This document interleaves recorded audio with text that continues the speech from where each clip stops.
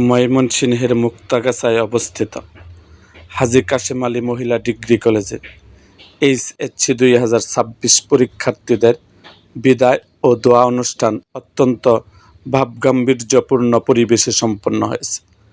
আজ কলেজের প্রাঙ্গণে আয়োজিত অনুষ্ঠানে গভর্নিং বোর্ডের সম্মানিত সভাপতি প্রফেসর মোহাম্মদ শামসুজ্জামান প্রধান অতিথি হিসাবে উপস্থিত ছিলেন। অনুষ্ঠানে সভাপতিত্ব করেন কলেজের ভারপ্রাপ্ত অধ্যক্ষ জনাব মোহাম্মদ এখলাসুর রহমান জুয়েল।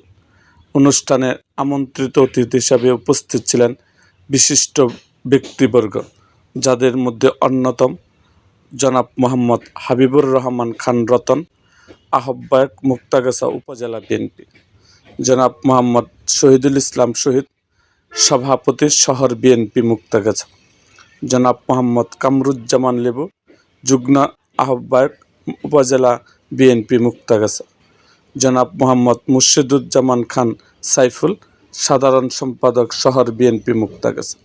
অনুষ্ঠানের বক্তারা বিদায়ী ছাত্রদের আসন্ন এইচএসসি পরীক্ষায় ভালো ফলাফলের জন্য দিকনির্দেশনামূলক বক্তব্য দেন এবং তাদের ভবিষ্যৎ জীবনের সাফল্য ও উজ্জ্বল ভবিষ্যৎ কামনা করেন।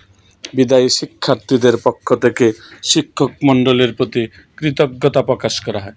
সবশেষে শিক্ষার্থীদের সাফল্য এবং দেশ ও জাতির কল্যাণ কামনা করে এক বিশেষ দোয়া ও মোনাজাতের মধ্যে দিয়ে অনুষ্ঠানের সমাপ্তি ঘটে।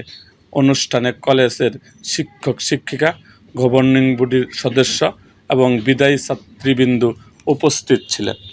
এরকম আরও ভিডিও পেতে এবং রাজনৈতিক অঙ্গনের নানা ঘটনা ও ইতিহাস জানতে আমাদের মুক্তাগাছার ইতিহাস মিডিয়া ইউটিউব চ্যানেলটিকে সাবস্ক্রাইব করুন এবং পাশে থাকা বেল আইকনটি বাজিয়ে দিন।